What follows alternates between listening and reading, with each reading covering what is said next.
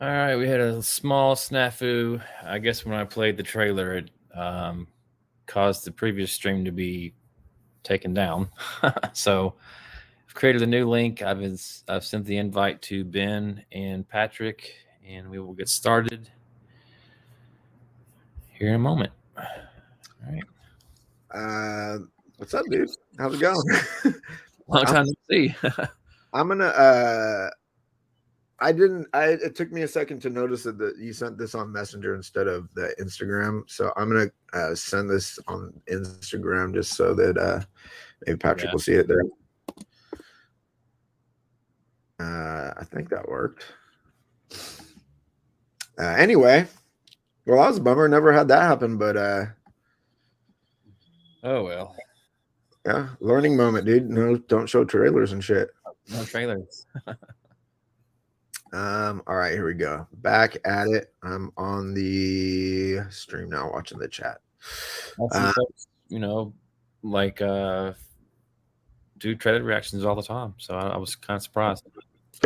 Maybe it was because it was like full screen, uninterrupted. I don't know. Dude, no. You know what though? You know what? Some people do so much more. They do so much worse than that, and they get nothing ever happens to them, and then you show one little 2-minute clip, and all of a sudden they come down like a house of cards. It's just it's like automated systems, dude. Sometimes they work, sometimes they don't.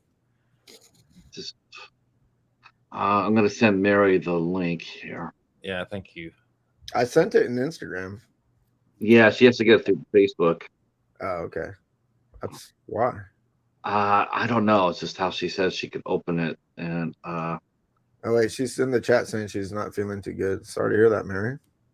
Oh, does she still want to come up? I'm gonna send it to her then and let her decide. Well, while he's doing that, I'm just going to share this again since we had to start over. This start came over. So that show that killer intro. That's 2 minutes of just music. So the film came out in 2020. It was released during COVID, but it did spend 6 weekends at #1 in the box office. It was made on a budget of $66,000, and it raked in $4.3 million at the box office.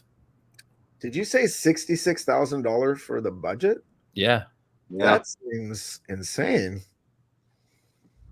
Wow. Yeah. Because it's a low number? Because it's a low number, dude. That's a tiny, tiny, tiny little production. Yeah. And this film had a lot of good practical effects too. So, it looked great for $66,000, dude. I had no idea it was that small a movie. Yeah. Fantastic looking film. That is, of course, according to Wikipedia. So that's pretty much right. I mean, I'm sure if we with the Box Office Mojo, they would tell us the same thing. I just found it fascinating the fact that it was #1 at the box office for 6 weeks in a row. That I didn't know that. I knew that it came out, and I knew that it was playing across the country, getting screens that normally IFC movies don't get. IFC's movies rarely ever get nationwide releases. They have a four theater in the IFC building in New York, and sometimes they'll show them in LA or some of the major cities. But as far as getting a wide release, that rarely happens.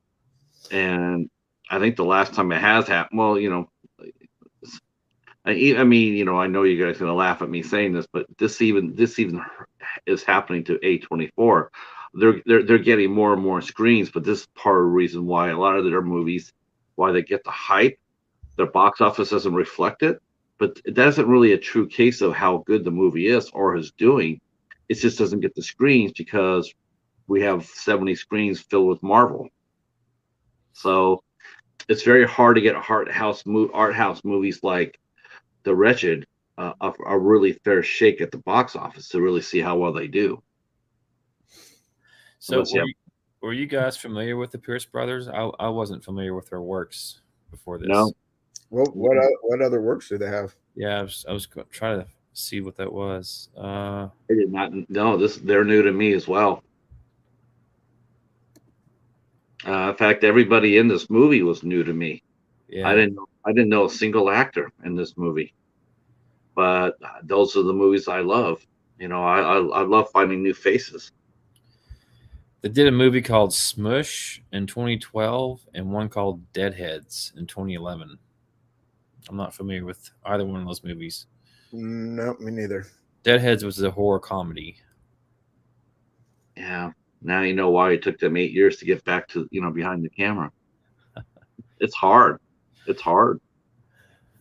Well, with that low budget, though, I mean, I thought that they did a stellar job. So let's talk about it. I mean, what were your opinions of this movie? I've seen it twice now. The first time I saw it, like I said, I rented it in the middle of the pandemic, and I liked it. I thought it didn't exactly break new ground, but there was sufficiently. It was executed. Like there was some creepiness that they were pretty successful in creating in that film, and some of the general sort of concepts of the film are, I think, pretty good to delve in, and like can be unsettling as far as like losing your identity and memory and like legacy and all that stuff.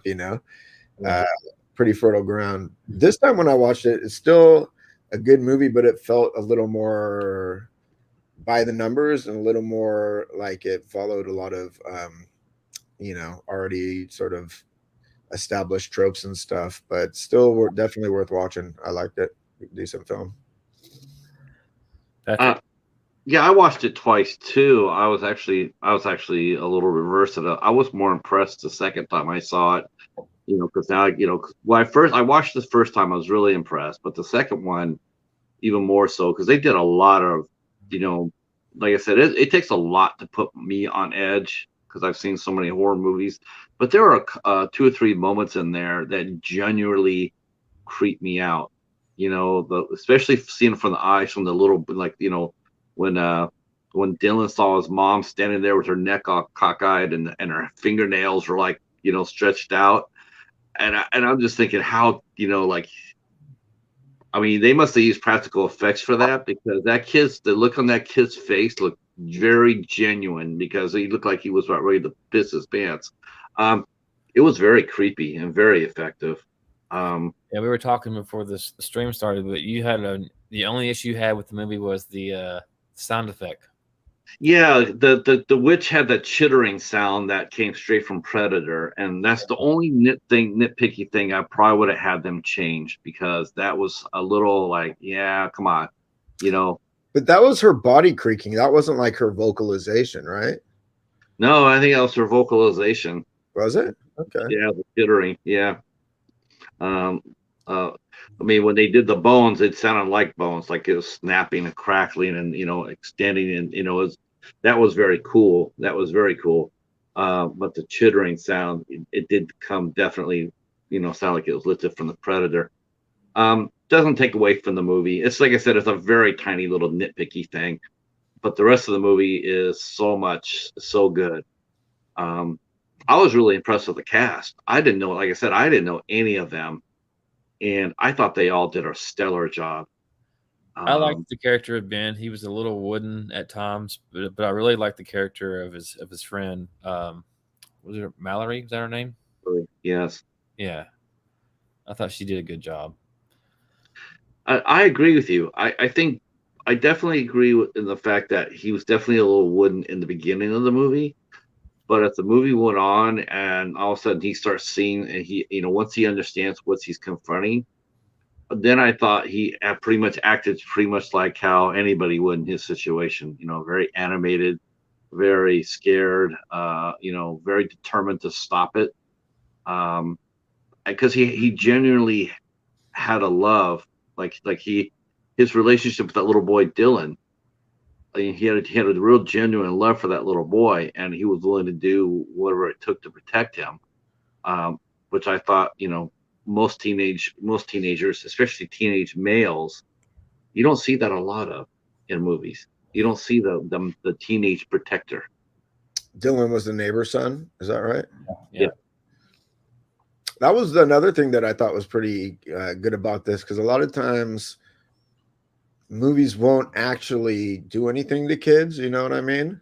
Like maybe be like in trouble, but like it's rare to get like a movie where a child actually like just gets killed or whatever. And when it does, when that occurs, and it has a little more impact, like uh in this film, and like when they make the baby pulp and the witch and whatnot. Yeah, yeah, because like the very first scene of the movie, we see that teenager go over to babysit, and then she walks down the basement, and then you see the witch for the first time. And that's one good thing I have to really give credit for this movie too, is that they weren't afraid to show the creature. They used practical effects, so they had no problem at all showing the creature.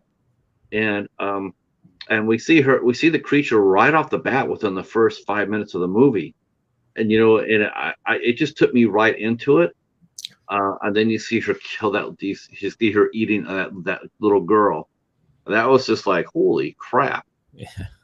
I think like when they show just hints of the witch lady or whatever, it was more successful. Like when you just see a tiny little hand creeping out of the hole, or when you see like, her hand sort of coming out of the thing, or just like her silhouette and then her eyes light up at the crib. Like those Yeah. those were like all like really successfully creepy moments, I thought.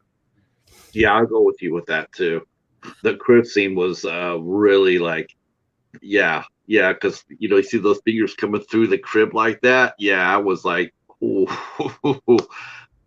yeah, I was, Of course, I that was, that little innocent little baby also just like gone, right? Like they didn't like show it or anything, but like it's just still gone. yeah. Oh yeah.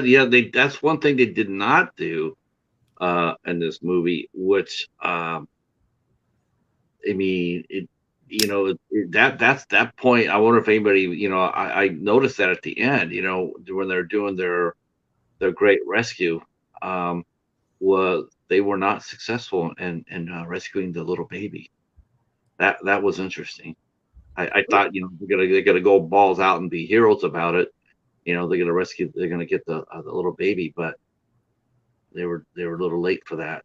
And I thought that was a little bit of a daring storytelling, to tell you Well, the I truth. mean, that baby was already like way gone by the time they did the rescue stuff, right?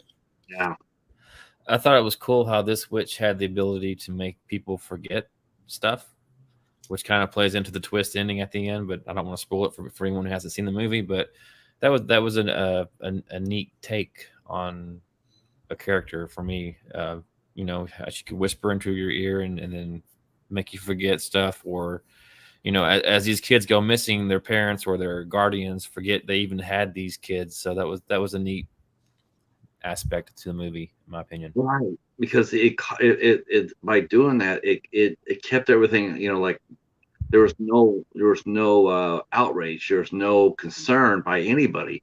Only Ben seemed to understand what was going on.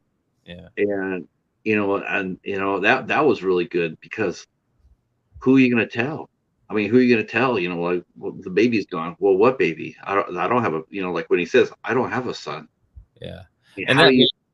that being said, though, it was also kind of it was like a plot hole, maybe how Ben's on the computer looking up all the stuff about that particular witch. It's Yeah. like if no one Yeah, remembers her, how is there all this information on Wikipedia? Yeah.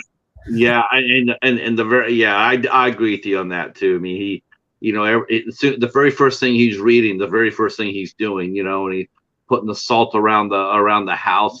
That was yeah, that was a little bit that was a little hole, yeah, for sure. But And I I think mean, it established that the fact that he was open to what he was seeing, it wasn't like, most of the time it was, we always have the skepticals, like the parents are skeptical, or the best friends always skeptical, like, you think you saw that, or what do you really think you saw? They always have that skepticism, and I just thought that it was really cool that he was open, his mind was open to that possibility, and that's the reason why he hit the computer so hard. Um, but yeah, the fact that he got an idea of what he was facing so quick. Yeah. I mean, of course, it was nice that she had a logo for him to research. You know? uh, yeah, but I think that happens though in a lot of these movies, a lot of the supernatural movies. Most of the time though, we always see a hexagram or a pentagram. We see that. Especially if someone moves a bed. You always see that trope. Like you move the bed and then you see that symbol. Well, you remember Kill List, Ben? Remember in Kill List they saw those symbols too. They had symbols in Kill List. But that was part of like a cult ritual. That wasn't just like one dude who's like, oh, let's move in. I'm gonna brand this house, so that my influencer status will remain high or whatever. Like she actually like herself carved in her own logo, which is kind of weird, but different strokes for different folks, I guess. I mean, I like, in the Kill List, they saw the logo, but they didn't understand the logo. They just saw it. They just like, okay, it's a symbol. The logo in Kill List was like sort of part of their ritual, right? It was like a spell type of thing. Like we're gonna hex this family by hiding this, But the main cast in that movie had no idea what was happening to them. It wasn't like they saw the symbol in Kill List and went to Wikipedia and knew what to do. They were just like, they didn't know what to think about. And and this one here, the kid had a little bit of foresight to at least investigate it. His mind was open to it. A lot of people, you tell people what a hexagram is or a pentagram is, their minds are closed to it. They don't understand what you're saying, or they don't believe what you're saying. So it doesn't affect them. It has no power over them. But you get someone with an open mind who's receptive to those sort of things, and it makes it a lot more interesting. I wish they would explain that a little better with Ben, like what led him to be a little bit more open and receptive. Yeah, because it was Dylan who saw the etching on the tree in the forest. I mean, how did Ben discover that? Because she went home, like after she took over that house, she fucking inscribed it on the doorstep, dude. Okay, yeah, I don't remember seeing that part, but yeah, okay. I think I don't even, was it like under the welcome mat, Patrick, or something like that? Like he noticed it carved onto the porch. Yes, of their house.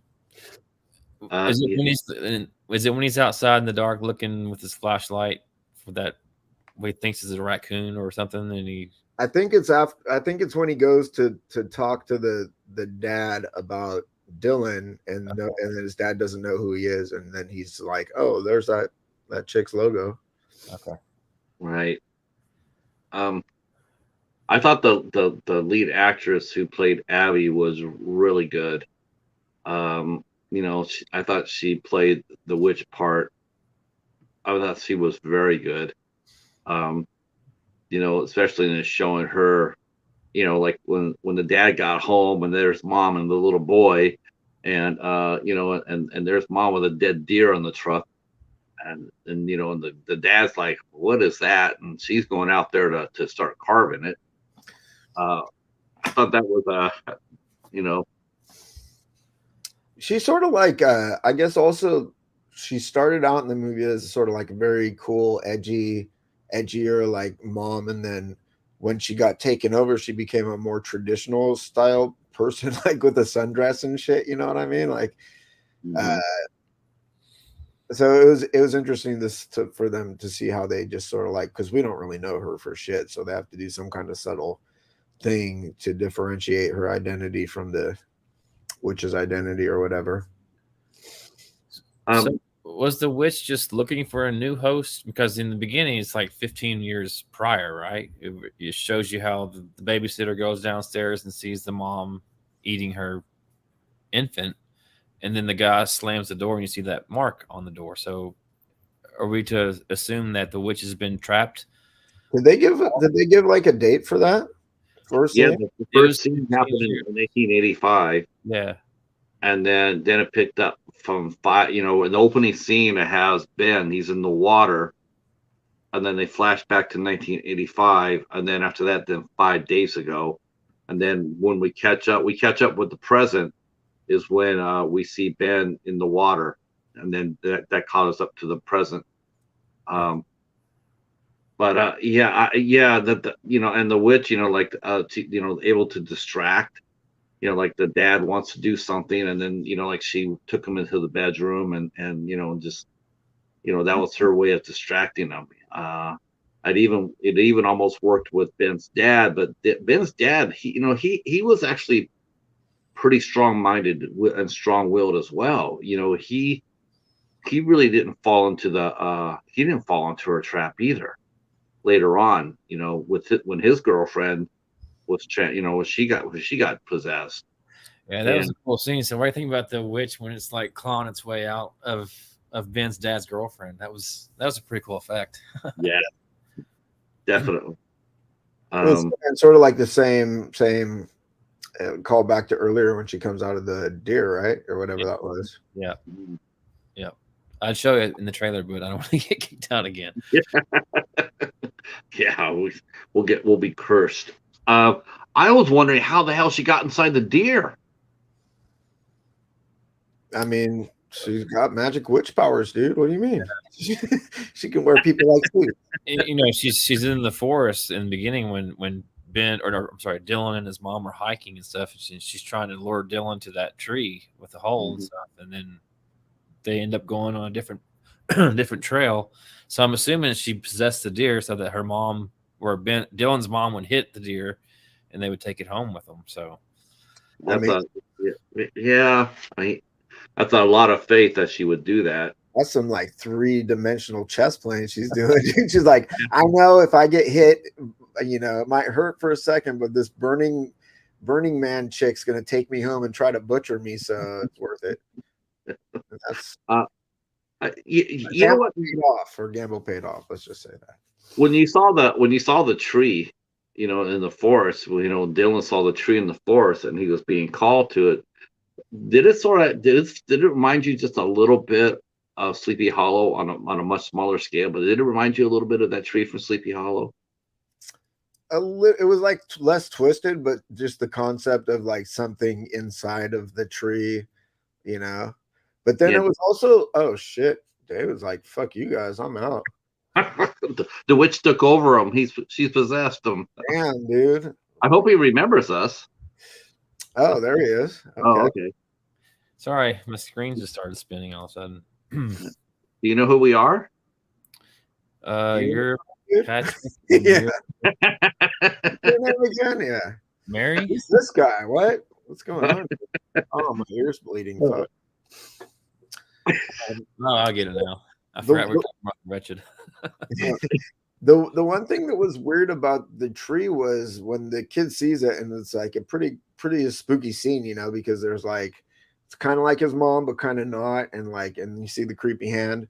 But when he looks back, the tree's gone, so it's not like I think it should have just been a tree in the forest that she lived in, not like some supernatural hidden tree. That was weird. Yeah, that was a little weird. And because later, like, you would think, like, okay, well, if that's the case, then she would just hide the tree from all those other fuckers when she's trying to, like, eat her little kid store that she got going, And then later on, when Ben breaks into the cellar, or actually his dad, and goes down there, the cellar is just completely clean. And then he sees Abby's husband walking into that shed or whatever it is, and she's moved that sculpture or whatever she's rigged out of the deer skull into that location. And so I don't know. Maybe she just wants people to see what they want her, or she wants people to see what she wants them to see, and it's, I don't know, maybe part of her powers, part of her, like, her ability to manipulate people's minds or whatever. Yeah, you would have thought, like, as soon as Ben gets arrested or whatever, taken to the station, she would have just, like, whispered in homeboy's ear, like, you don't even have a son, dude. Like, what the fuck are you talking about? Instead of, like, just trying to be like, oh, let's just have a nightcap or whatever, Yeah. Well, yeah. I think she did try to talk to him. You talking about Ben's dad? When he went to get his jacket, and then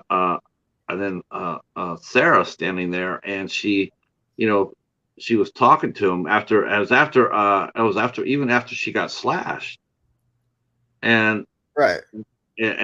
she was still trying to talk to him, and then she had the bottle of wine, and she did slow him down a little bit.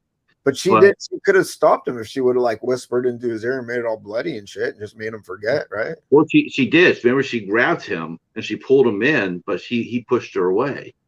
He says, "No, not now, not now." And he grabs his jacket and he had to he had to go. But yeah, but she did try that. Um, and then there after they Ben got busted, and then he slashed Sarah, and then she tried to keep him there too by offering the bottle of wine. I've had a long day. So he did sort of stay, but he wasn't influenced by her.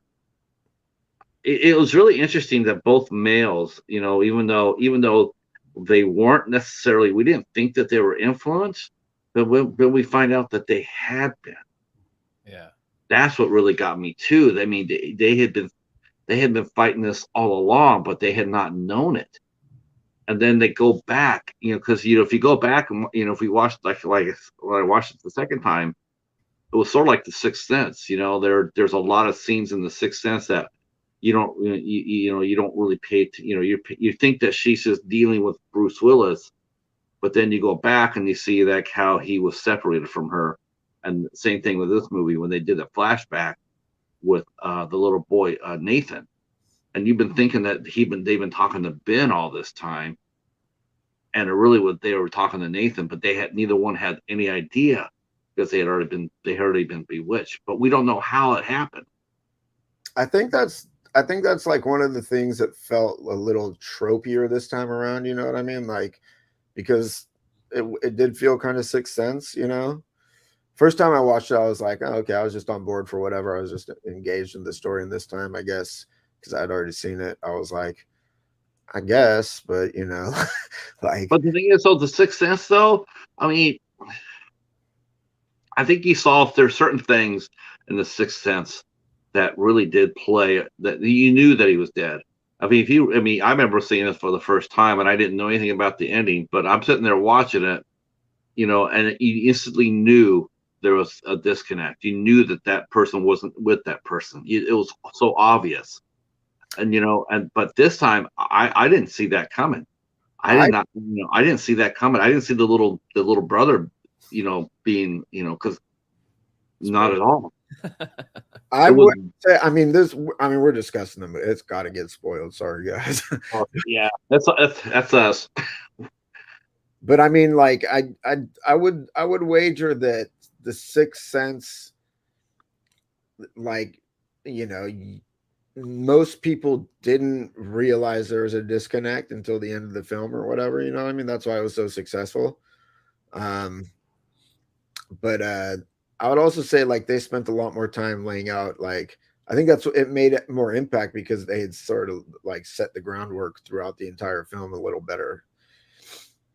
Yeah, this one, I mean, there is the scene where they're at the table and you see 4 settings. Yeah. You assume is for Ben, his dad, Sarah, and then who's his 4th person.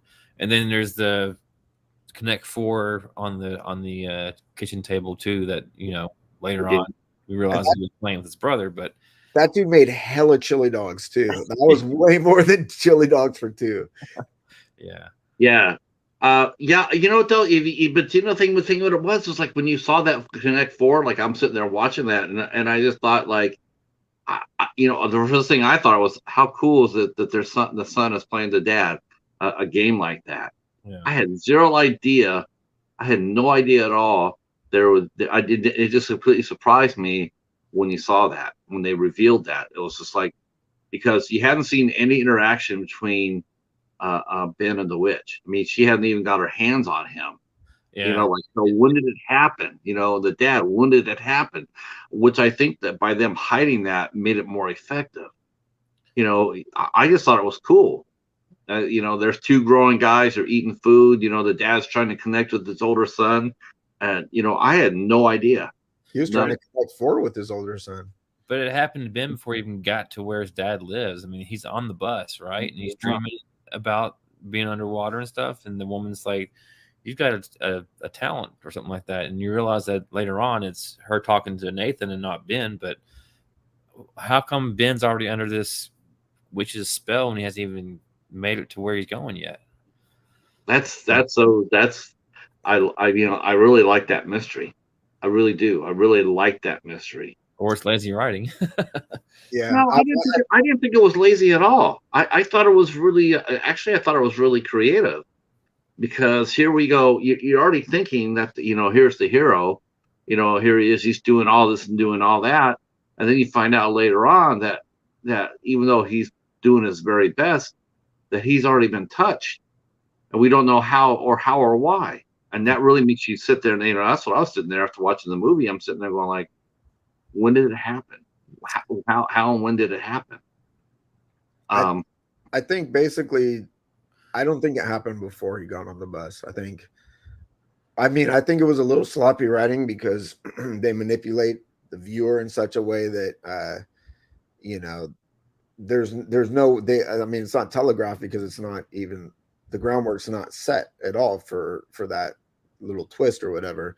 But the way I sort of took it was like, because she erases memories, like it doesn't matter when she gets to him, that memory, was already altered. You know what I mean? It doesn't matter like if it was before he had it, or it doesn't just affect the present and future, I guess is what I'm saying. It affects like his recollection of the past as well. Did you like the idea? Did you like the idea of how they were able to snap it? Did you think it was a little too easy, or did you like the idea, like when when fire affected the pictures, it affected her grasp over her victims, and they were able to regain their memory? I guess but until you just mentioned it, I never like really considered that she was like maybe doing a spell and like using the pictures as a tool or something. Like, because I always thought it was such a direct thing, her whispering into an ear and then it bleeding or something. I didn't really think that, I didn't connect that that's why he remembered. To me, it was just like, oh shit, I got a cast. Oh wait, there's a name on it. Like, oh wait, that name must be my brother, who I totally remember now. Like, because he grasped the idea what was going on when he saw Mallory's sister, when he saw Lily being, the witch was targeting her after she had put that note underneath the door, Abby and Ty's door, and then she targeted her, and then I don't know, I just thought that was I just lost my thought. Go ahead. I'll come back to it. Somebody whispered in my ear. There was you got a little blood dripping down, dude. There was like there was a few little twists that happened that I think, like, I was on board for the first time, but like the second time around, I was like questioning him a little bit more. Like the whole, like the very, very end twist was. Oh yeah, I couldn't understand that either. I was just like, I just, what it was for me was when, there was one before that, and that was pretty telling too, and that was when Ben had been arrested after he had, Sarah had attacked him, and he slashed her arm, and then he got arrested. And here they are driving to the beach, and we go to that opening scene of the movie where Ben, the police officer is under the influence, and we see that when he's driving, we see the blood on his ear in the car, and we know that he's been possessed. And then of all the people that were able to shake it completely off, that cop truly was the only one. He was going to shoot him. And then at the very last minute, he realized what was, I don't know. And that's the other thing too. It's like, how did he realize what was going on? I mean, and taking the drastic action that he did. I mean, there was no curiosity. It was just like, I'm doing this. I'm doing this. I don't know why I'm doing this. I don't know. The only thing I'm going to think about is like shooting myself. The I dog saves him too, right? Yeah, dog, and he shoots the dog, but the dog lives, dude. Dog has a band-aid on him at the end, which I appreciated. But she doesn't like possess people. She wears their skin and impersonates people. So like she doesn't her possessing the cop dude, was a different thing than she had done to anybody. And if she had that entire power, then like I think she bewitched him, I should say. That'd be a better word. She bewitched him, man. Like, yeah. I mean, she just took him on, she put him underneath her spell, and then have them do whatever she wanted. But yeah, you're right. The dog did live. That was the same dog. I think that was the same dog at the store. Yeah. Smart dog. Smart. Yeah, that was a very smart dog. He knew he could like count money. That's how smart that fucking dog was. That dog was dope, man. He really was. He was ahead of his time, man. Yeah. I was that was a very sharp dog. And he saved his life too. That was really cool too. I mean, but they've always shown animals to, a lot of movies. I know it's a little bit of a cliche per se, but they always show animals being resistant to magic like that, in a lot of movies. In fact, that's the only way you could tell the person's magic is that animal will react to it. Which, so, I mean, I like they kept that. I did like some of the tropes they did keep. I did like them, because I think it helps the viewers, be on familiar ground. Like, I've seen this somewhere before in the back of your head, and I think it helps keep you in the movie to see where they're going to go next with it. But I as far as that, as far as Ben, as far as Mallory being bewitched, I was at the end of it. I was just trying my best, trying to figure out how did it happen, because it looked like you didn't see any interaction. It was just like, okay, when did that happen? Because Ben's dad put her to sleep at the very end. I mean, and so when did it happen? And I thought the way they left the ending was very creepy. It was creepy, but at the same time, like, not believable that he would put the fact. I mean, I think the sort of the general thinking was, oh, she gave him a synthetic flower because when she's around flowers, they wilt, and so she had to in order to. She didn't have to give him shit, and for him to look at a little fake flower that his like girlfriend gave him and be like, oh shit, that means she's a witch. Like, I don't know. I think he was paranoid. I think he would have been paranoid by that time. Think about it. Think about everything he had went through and saw. I don't know about anybody else, but I would be just like him. I would be suspecting everybody and anybody if I went through something like that. Especially if he had already seen the flower trick. When he was talking to Sarah, and the flowers died right in front of him. Now he probably got that from his Wikipedia page, but yeah. But he was aware. He was aware of it. But if this girl's going to give him like a memento of his like summer where he met her or something, like maybe she wants to give him something that will not just wither and die, in a week by itself anyway. Like, I would have been more concerned if I was him.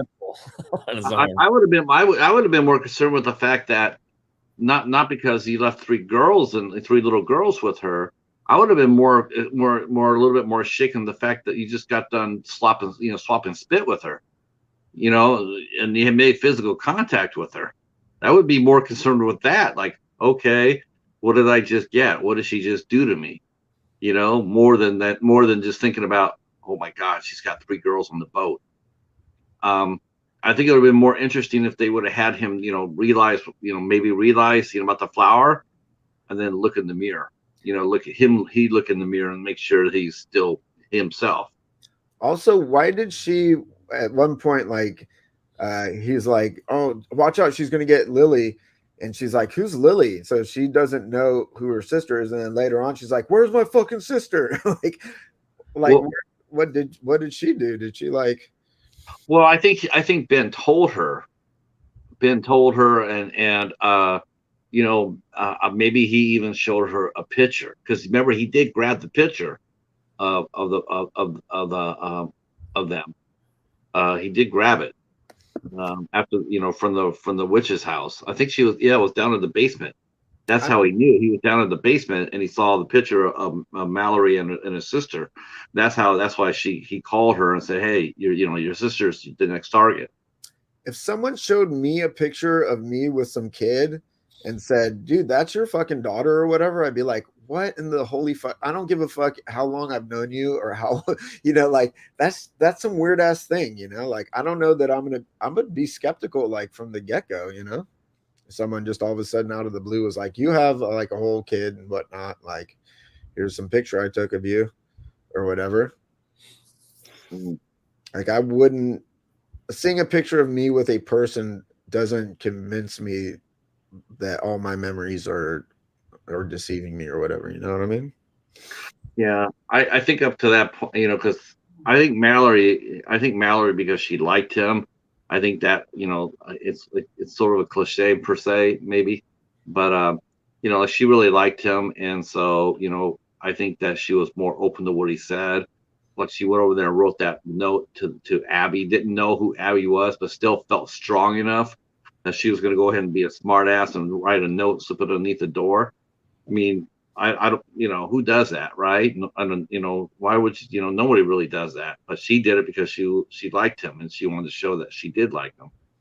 Uh, and that of course opened the door up for her and her sister to, that drew the witch's attention to her by doing that note.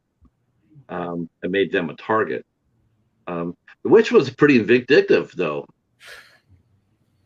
Yeah. I mean, Yeah, witch she standard, was.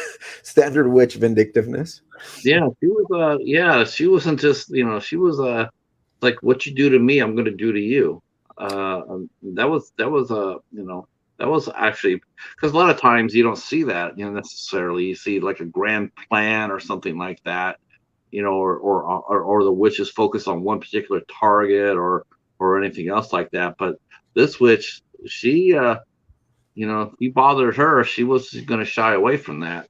But she wasn't really, if you think about the fact that she had embraced Ben as a witch, given him some synthetic, like sneaky flowers, she could have like whispered in his ear all sorts of shit and made him like do all sorts of things, like whatever.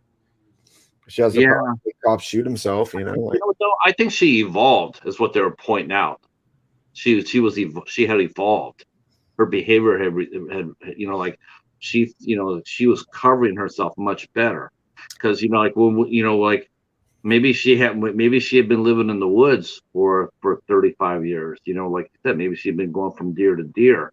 But I got I think that's what really got for me was like she saw all the behaviors, how she was spotted, how she was discovered, how she was, how they were able to defend against her.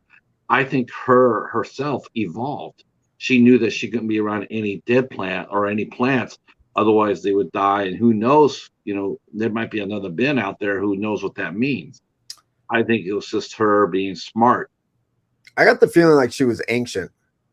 I Yeah. didn't think like she was like a middle aged witch or whatever. I got the feeling like she was old school because there's like woodcut illustrations or whatever of her on Wikipedia, from like the 1800s or whatever. Yeah, exactly. That's exactly right. I think she was old school, and I think that she realized now in this world she's gonna have to become new school to not be discovered. And I think that's one of the reasons why she deliberately did that flower. She was masking herself. She didn't want to be discovered. But she So didn't have to give him anything. She didn't have to. I mean, like she didn't have to be like, "Oh, here's a flower." Like I promised I'd give you at the beginning of the summer. I said I was going to give you a genuine flower when you left. Like there's, I she mean, did. look at the speech pattern too. I mean, we had no idea that Mallory had been possessed, but we saw that in Abby and Sarah. The way they talked, that you knew that they had been possessed. You knew by their tone of the speech that they used, you knew that they had been taken over. But with Mallory, she kept Mallory just as Mallory. She didn't, we didn't see that. You know, and I like the movie, but I would say that's closer to bad writing as opposed to like evolution of the character, in my humble opinion. You know what I uh, mean? oh, well, okay. I mean, I can go about that. I mean, I can definitely see. I think it's just I'm going to go with the other way because I think it fits the story.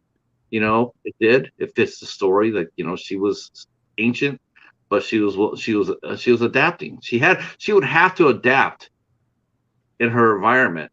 She would have to in order to survive as long as she had. But she wouldn't really have to adapt if she would have just bewitched him or whatever at the dock, or like just been like, okay, peace out, homie, like, great meeting you. Like, What do you think, David? Well, one of the last lines we hear from Mallory is when she's talking to those three kids, and she says, "Don't forget." So she's possessed by the witch at that point. I don't know. I don't how she got possessed or why she got possessed. It's beyond me. I kind of tend to side with Ben that it was just kind of poor choices, I guess. But right before we get to Mallory, there's the scene where she's talking to Lily's psychologist, I guess, and she's like, she keeps talking about a tree burning. So are we to assume that when the tree gets burned down, that we barely get a glimpse of that's when the witch jumps into Mallory? so really the only time it could happen, right? Yeah, Like, at that moment. right. And we And never that's see that. yeah. I mean, I thought Ben's father ended it. I Well, thought, I he really did. stabbed I her thought, with that skull of the deer, right? yeah, he hit her at the tree with the Yeah, car. right. So I thought he had killed her, killed the witch right there. But one could also say, like, as he was ramming his car into the tree, as you would, if you're just a dude ramming, you're like, oh, there's a tree, let's fucking ram that shit hard. Um, he broke the salt circle and gave her the opportunity to jump out. You know what? You know what? In all honesty, you would be right. Of course I'm right, dude. I'm a fucking genius when it comes to this witchy shit. That's actually a very good point. Because he would have, because either that or she was not able to get the circle around the whole tree. It did look like when she was pouring it out, like I was going like, dude, you're gonna run out of salt before you get like 1/3 around that tree. Is what the fuck are you doing? You don't know how to. Same thing with him too. When he was pouring salt around his house, I was thinking, you're gonna need a lot more salt. But he probably had a lot more salt at home. Like, she just had a single bag out in the forest. Like, go lighter, lady. Have you never made a salt circle around a witch tree or some shit? Jesus. Actually, I'm actually going to go with you on that, Ben. I think that's exactly how she did it. I mean, maybe without the binding circle, maybe she couldn't die. I mean, that makes sense. I mean, if you think about in most witch movies, most supernatural movies that involve that, a binding circle or whatnot, that's exactly what happens. The binding circle is always broken, and then so that makes sense. That could easily how Mallory got it afterwards. Well, we are approaching Ben, the hour Ben, mark. Ben has finally admitted to his genius. And it was 100% like just genuine braggadociousness on my part. But overall, though, we do. I mean, I know I will. I will definitely highly recommend The Wretched. Highly recommended. There's director's commentary on here as well. There's director's commentary with the Pierce brothers, and there's also there's one thing we didn't talk about in this movie, and the music. The music was outstanding. I thought the musical score was really good, and it really helped the movie out a lot. I think a good score elevates movies, and this composer, his name is Devin Burrows, and his score of this movie was really good as well. It is good. I have it on vinyl. Do you really? I do. Yep. That's what I'm talking about. There we go. All right, so I think for the most part we all enjoyed it. So, out of 5 stars, how many stars do you give it, Patrick? Out of 1 out of 5, I would definitely give this a. I definitely give this like a 3, 3.5, 3 3/4 stars. I Okay. mean, it was better than it was better than average. I mean, but I would like to see more from them. Yeah. I would like to see more before I go all in. I mean, it didn't grab me like for first time directors, because I mean 3 movies. It really didn't grab me as much as some of the other first time directors I've watched. Some of their movies, but it was very well done, and I really thought the cast was excellent. Guy can give them high props for using practical effects, which is not really done anymore, and especially on a budget of $66,000, they spent a lot of money on the effects. So yeah. For me, practical effects age so much better over time than CGI do. I don't know, that's just my opinion. I mean, Jurassic Park looks pretty fucking good though, still, right? I mean, those weren't all CGI though, right? And they actually had full scale dinosaurs that were, yeah. But the CGI, it still holds up in that movie. I mean, you don't look at it and go, that looks like fucking complete garbage. You can tell that that brontosaur looks good. That one looks like garbage. Like, and not all CGI is terrible. I mean, look at the cop in Terminator 2. That still looks great when he does that transition into the liquid metal and stuff. But, and like the werewolf transformation from Bad Moon. Yeah. Chef kiss that shit. It's funny.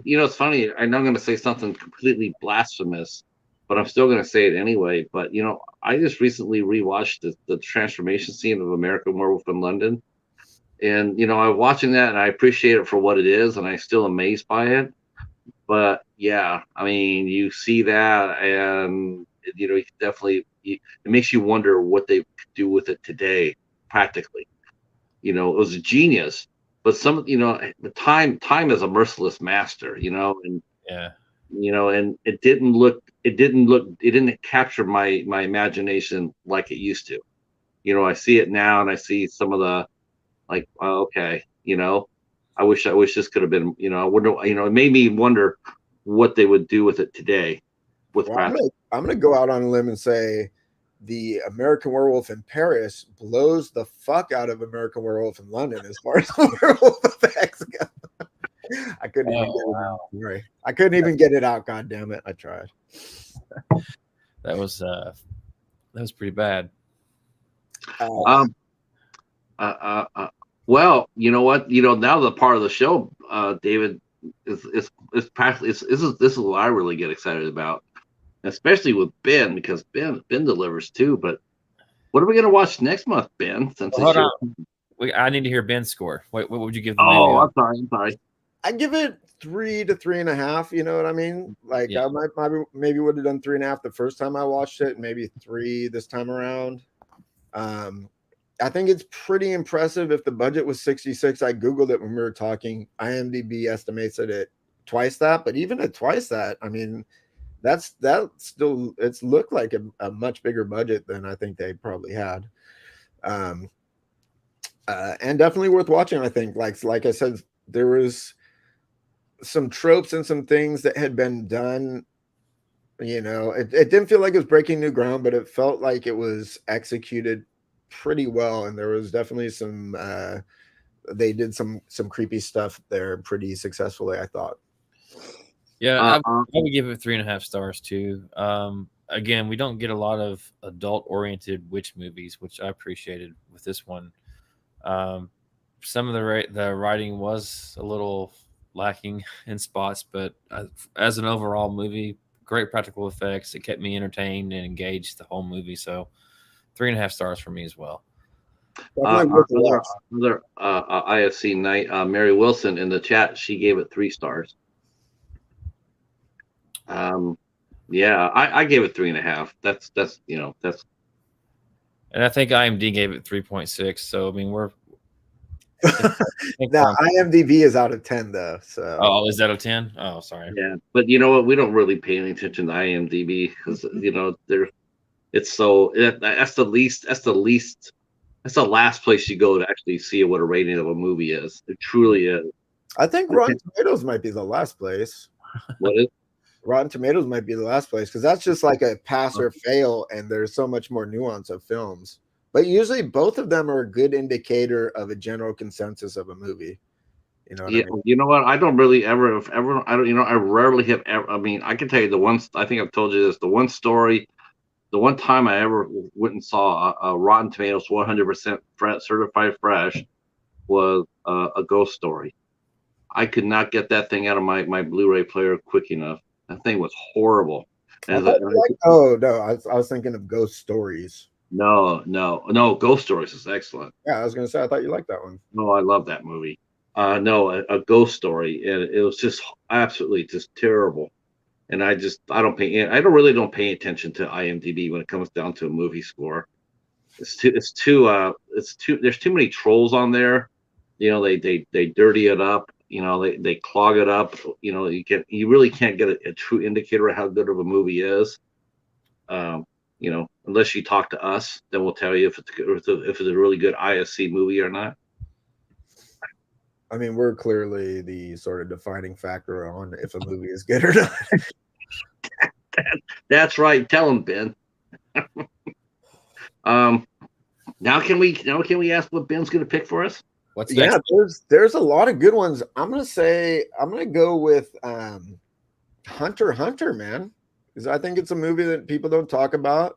I think there's a lot to sort of talk about with that one. It's a slower paced movie, so be prepared for that. But like, it's got some pretty great atmosphere and quite an ending.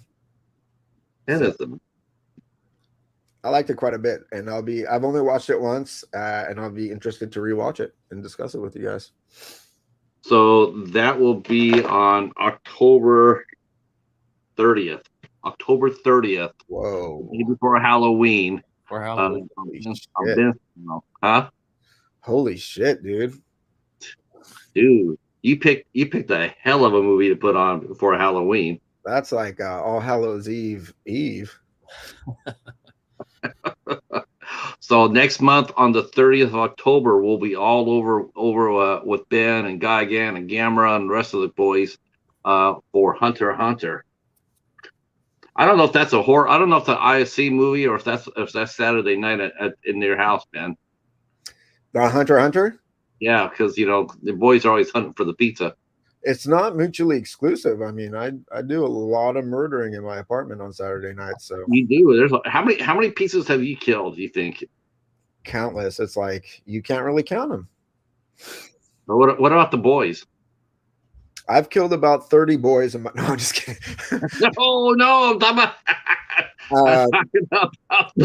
Oh, that's not what you meant. Oh, my bad. Yeah. I mean, I've hardly killed anyone in my apartment, guys. Hardly anybody. Oh, thank God for that.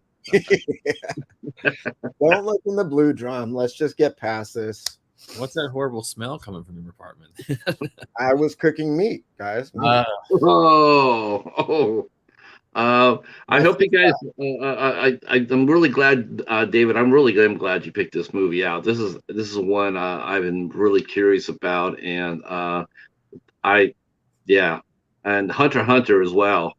That's going to be a phenomenal movie. I've heard a lot of good things about that movie. Can't wait to get into it. That's a dark film. I like that movie quite a bit. I'm surprised you haven't seen it yet, but it'll be interesting to hear what you think about it. Definitely. Well, I got it. I got a copy. So I can't wait to get into it. Cool. Is it streaming that you know of, Ben? Is it like on Prime or?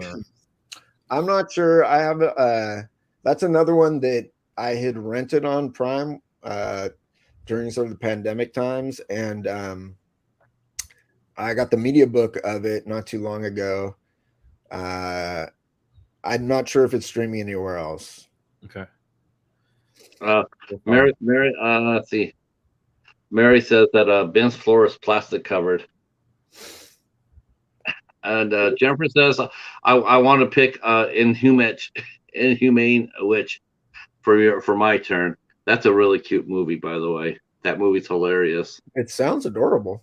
It is. It's really cute. Did you watch Attack of the Killer Donuts? No. Are you asking me if I've watched Attack of the Killer Donuts? I'm asking both of you. Well, since Cody's the one that introduced it to the community, I thought the Coast to Coast fellas would have already watched it. Well, I mean, I've attacked many a donut. I don't know their past if they've killed anything, but I know that I've done my best to commit genocide on all donuts I come in contact with. I have killed my fair share of Hostess cupcakes as well. But if you watch Attack of the Killer Donuts, or you can ask Cody, he's probably got 10 copies at home. Yeah, it's a if you've seen Attack of the Killer Donuts, it's along the same veins, and it's set in Ohio as well. It's really fun. Is it kind of along the same lines as Pants? Yes, pants, slacks. The couch, the killer couch. It's along that line too. It's silly as hell, but it's fun. Killer sandwich, then? Yes, that's what. Yeah, it's a killer sandwich.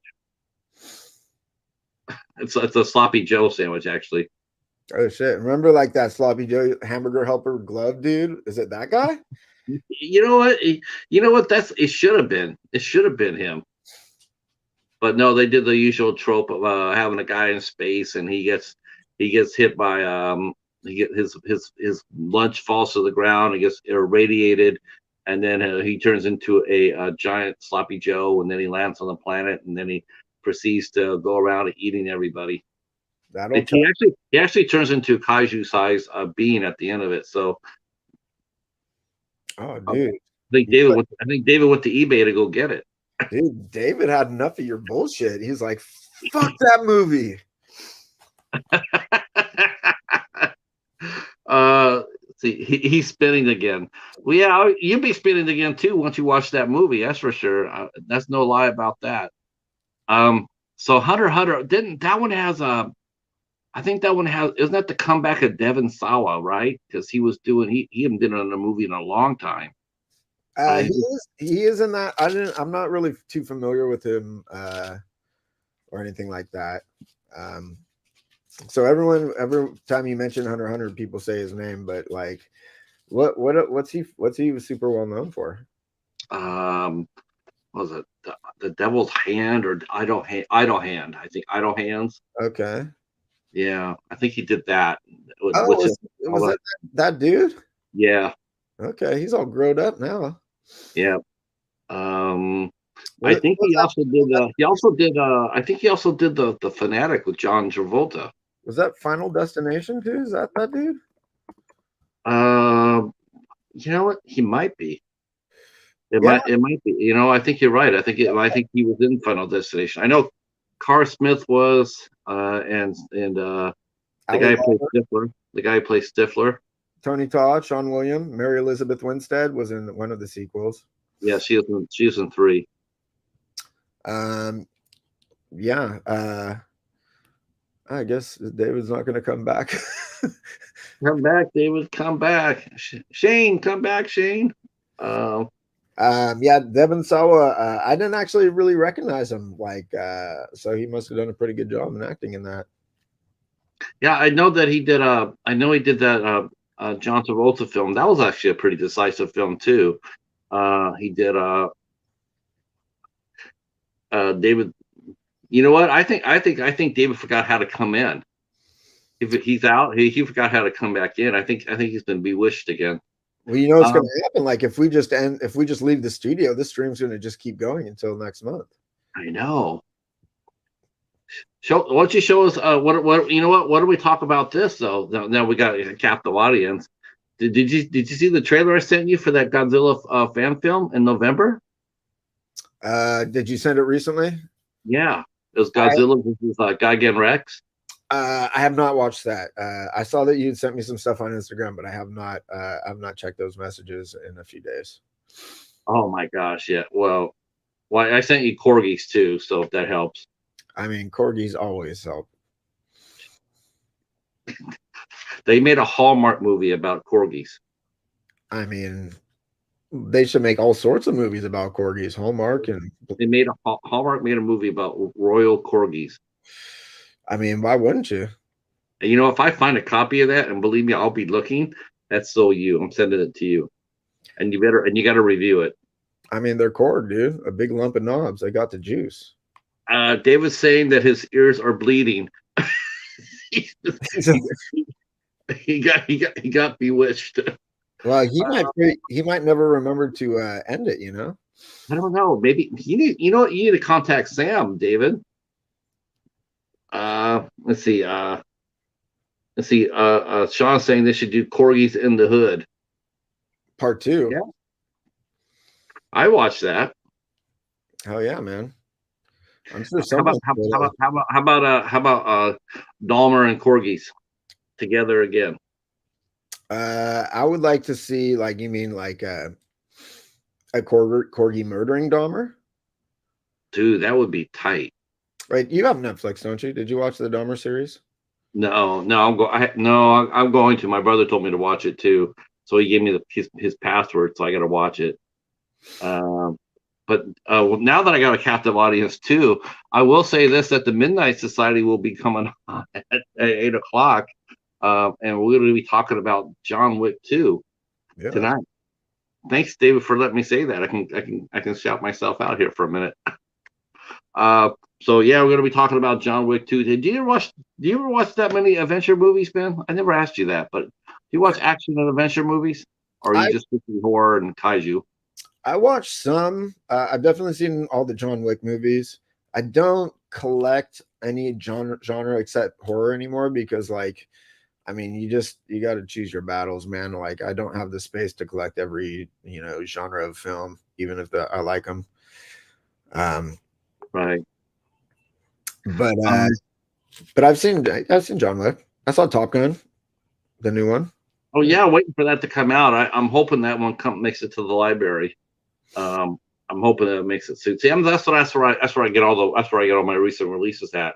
Now I do think I have a fighting chance at Top Gun Maverick because I do believe they probably had bought a lot of copies of that. So I think will have a fighting chance.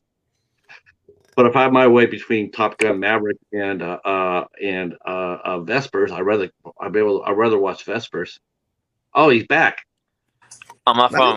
I can't get my computer to connect, so I don't know what's going on. Yeah, we were just talking about corgis and John Wick. I don't remember there being a corgi in John Wick, but okay. See, he's definitely bewitched. See. Yo, you don't remember, dude? The whole movie was a corgi. That's the second dog that he got after the first dog was a beagle. The second dog that John Wick got was a corgi. Plus, in the third movie, he's just played by a corgi. I thought he had like a small pug or something like that. Okay, all right. Oh no! The dog he gets in the second movie at the end of the first one into the second one, that's a corgi. A little quilted. They think it's a pug, but he gives him that flower, that fake ass flower, and he's like, "Oh shit, that was a corgi." And corgis have been made into a Hallmark movie now. We're just commenting on that. That's because the queen died, right? She was a big corgi lover. She was a big corgis, man. Let's see. Jennifer saying no goose, no watch. Sean saying John Wick 3 was pretty awesome. Yeah, we'll be covering John Wick 3 next Sunday. I will say Jennifer Goose is in the movie genetically. Yeah, yeah. I'm not like saying like there's DNA remnants of him, like, in a dirty way, but his son's in the movie.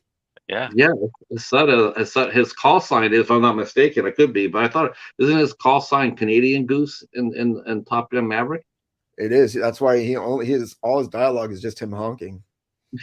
But still, saying hey. Yeah. Hey. He's like, hey, roll out and shoot a missile at that guy, eh? He's always talking about poutine. But still, his performance was pretty good considering he was a duck. He's sitting at the runway going, "Take off, eh? Take off." He's got the mustache going on too. Everything. Yeah, he's got a pretty good mustache in that one. this has been cool. I do got to run though because I got to get ready for the show. David, thank you so much for hosting, and your turn will be around sooner than you think. Mary, we hope you feel better, and Mike, you too. We'll see you both for over on Ben's channel next October 30th for Hunter x Hunter. That's gonna be a perfect movie for Halloween. It's not the most horror of all films, you know what I mean? Like there's like some more straightforward horror movies that IFC Midnight has put out, but it's a dark film, man. And yeah, it's good. I can't wait.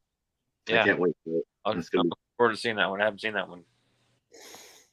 Thank you guys in the chat for coming out. I myself, I mean, I'm sure Ben and Mary and Mike and David all feel the same way, but thank you guys so much for coming out and supporting this series. We have so much fun with it. And yeah, and you know, you guys coming out there and supporting it, it's very, very cool. And thank you again. I appreciate it. And thank you again, David, for hosting. Yeah, sorry for all the streaming difficulties, but oh, that's not your fault. That's YouTube. I was being cursed by a witch. Yeah, YouTube is run by the wretched. All right, well, you guys take care. Until next time. Peace out. Peace.